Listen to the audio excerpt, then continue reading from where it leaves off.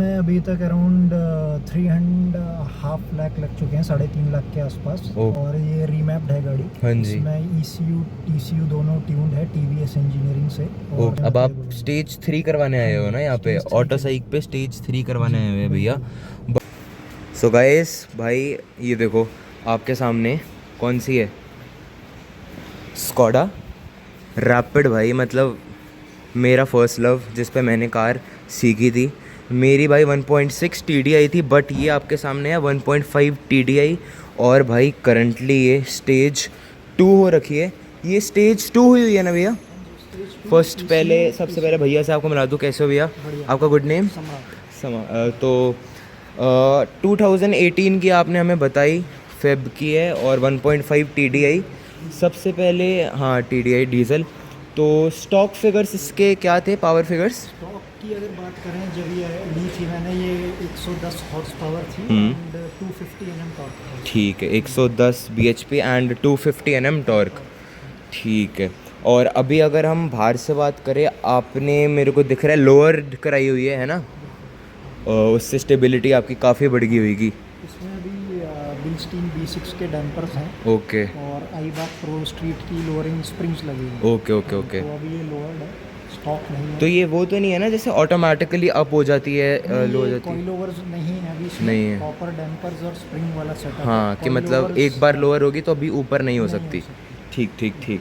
And अगर हम बात करें, ये मोंटे कार्लो एडिशन है, तो ये ऑलरेडी ये ब्लैक वगैरह सब कंपनी से ही है। साइड मिरर्स, आपके बिल्डिंग्स। हाँ जी। और ये एलॉयज जो आते थे उस टाइम। हाँ जी। तो ये वाले स्टॉक है, मैंने ऐसा कोई चेंज कराया नहीं। ठीक। और ये पीछे आपने रैपिड वगैरह वो हटवाया हुआ है? हाँ, ये इसका मैंने बैजिंग हटवाई है। मुझे हाँ। थोड़ी प्लेन लुक पसंद हाँ हाँ हाँ, अच्छी भी लग रही है। बैजिंग करी है हाँ जी। कि सबको पता है रैपिड। हाँ सही बात है, सही बात है, सही बात है।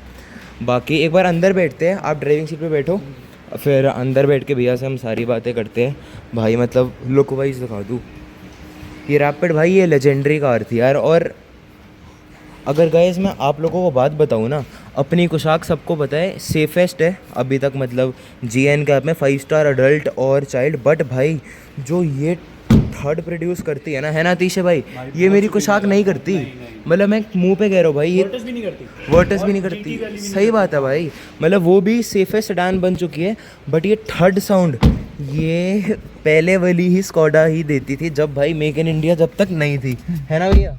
ये बात तो आप भी फील करते होगे। हाँ स्पेशियस काफ़ी है ना। यार मैं तो पहली बार ही, हाँ क्योंकि अगर आप इसे पोलो से कंपेयर करोगे, इसमें बैक सीट में थोड़ी जगह। वो तो है ही, हैचबैक। सिर्फ डिक्की है। हाँ जी। मैं जरा स्टार्ट भी कर लेता हाँ जी। हाँ जी। AC ऑन कर लेता हूँ। हाँ जी। तो अभी तक मतलब अगर हम बात करें, आपने ये कार ली थी 2018 में, कितने की पड़ी थी आपको? ये मुझे ऑन रोड पड़ी थी अराउंड 14,20,000 की। 14-20 की। और ये DSG इसमें DQ 200 है। हाँ जी। ठीक है। और स्पीड गियर बॉक्स हम्म। जो इसमें नॉर्मली आता था। और अगर मोटा मोटा बात कर ले, तब से लेके अभी तक कितने पैसे ऊपर लग चुके हैं इसमें? इसमें अभी तक अराउंड 3.5 लाख लग चुके हैं, 3.5 लाख के आसपास। ओके। और जो मैंने अभी काम करवा रखा है इसमें, तो आप डैश कैम देख सकते हैं। हाँ जी। हाँ जी। हाँ जी। हाँ जी। भाई सेफ्टी के लिए काफ़ी अच्छा रहता है। और ये रीमैप्ड है गाड़ी। हाँ जी। इसमें ECU TCU दोनों ट्यून्ड है TVS इंजीनियरिंग से। और स्टेज 2 है वो। हाँ जी।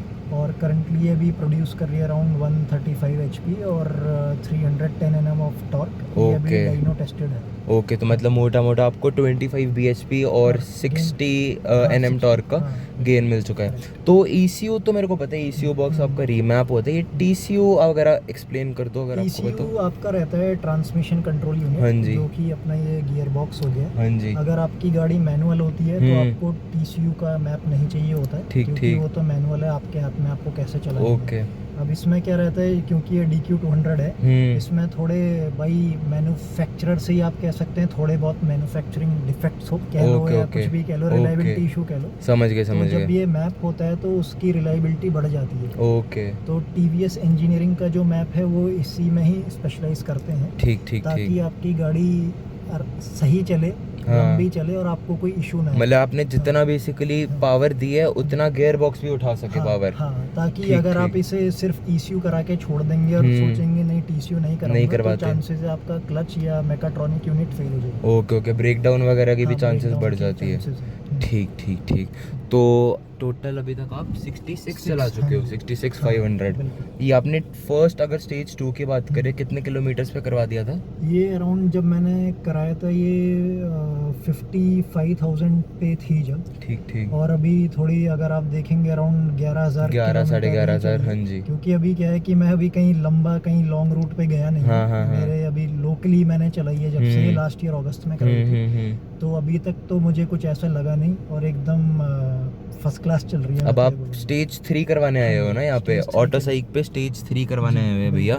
बट स्टेज 2 की अगर हम बात करें 11 साढ़े 11,000 किलोमीटर जैसे आपने चलाई, कितनी पावर वगैरह आपको फील हुई चलाने में? इसमें ऐसा रहता है, जब पहले मैं स्टॉक चलाता था जैसे हम थ्रॉटल दबाते हैं इसका तो मुझे वो फील नहीं आती थी। जब से मैप हुआ है जैसे ये अपने सेकंड गियर में आती है तो आपको अच्छा खासा फील होता है और वो आपका सीट पे पुश आता है। हाँ, वो जर्मन तो वाला। वो पहले जब स्टॉक थी वो नहीं आता था मेरे को। ओके। तो और बाकी अपना जो इसका RPM के टाइमिंग्स कह लो या इसकी पिकअप बोल दो या चलाने की जो ड्राइवेबिलिटी है इसकी बहुत अच्छी खासी हो गई है, जो ड्राइविंग डायनामिक्स बोलते हैं। हाँ जी हाँ जी हाँ जी। तो स्टॉक के मुकाबले अगर मैं बोलूँ कि TVS के मैप है तो ये काफ़ी अच्छा है क्योंकि स्टॉक में ना वो मज़ा नहीं है अगर मैं बात करूँ।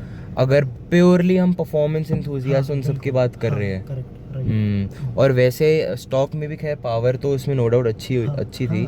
110 HP राइवल्स तो बहुत अच्छी होती है। हाँ, मतलब हाँ। यूजुअली भी अच्छी होती है और भैया ने स्टेज 2 करा दी तो उससे और एनहांस हो गया। राइट।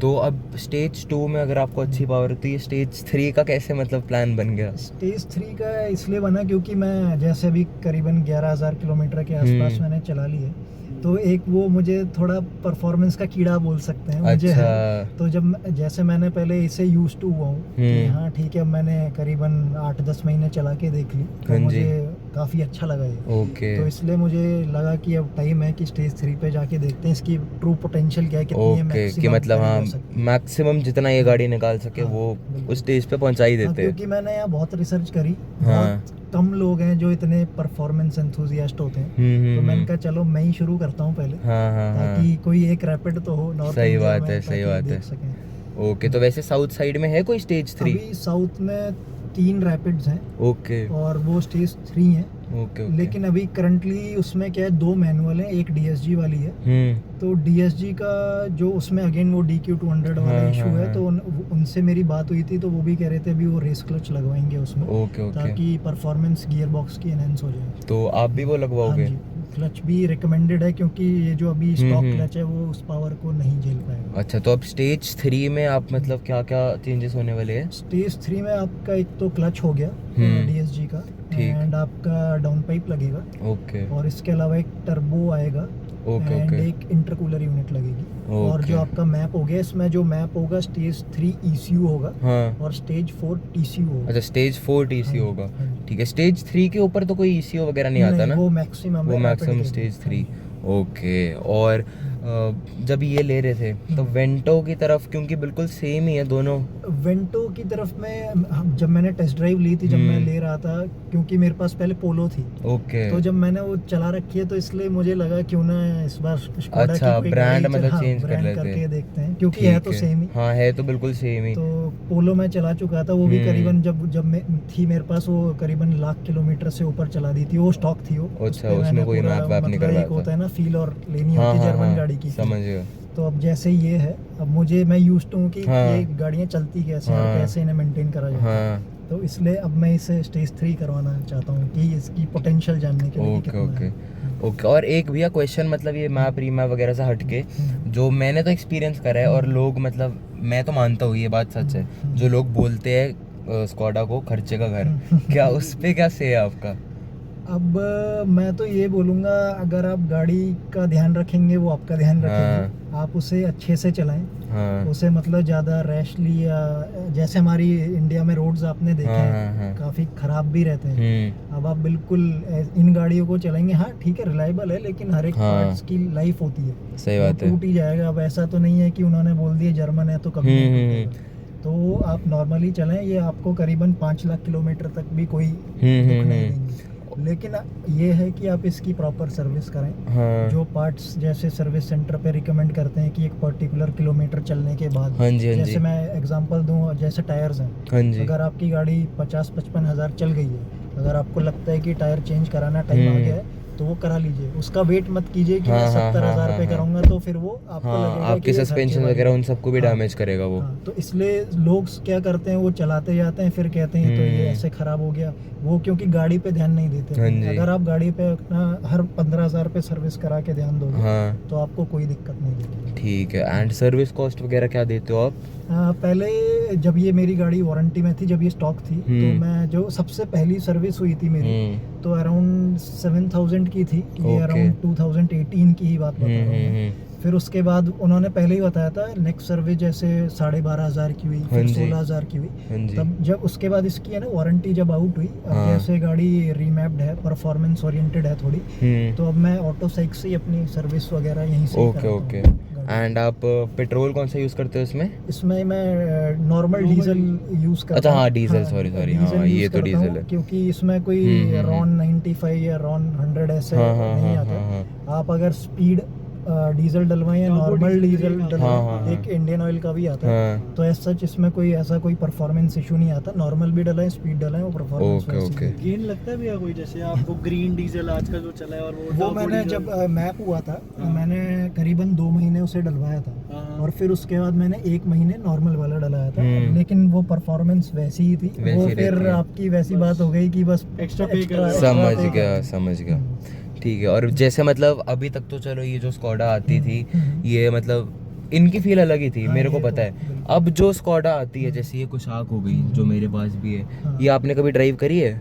मैंने अभी वर्टस जीटी चलाई थी, मैंने अभी तक हम्म। स्लाविया कुशाक नहीं चलाई है। हाँ जी। लेकिन अगेन मैं ये कहूँगा, मतलब आपने हाँ, 1.5 वाली चलाई है 5 अभी वाली ही तक, चलाई है। 1.0 नहीं चलाई नहीं, वो हुई? नहीं चलाई है अभी।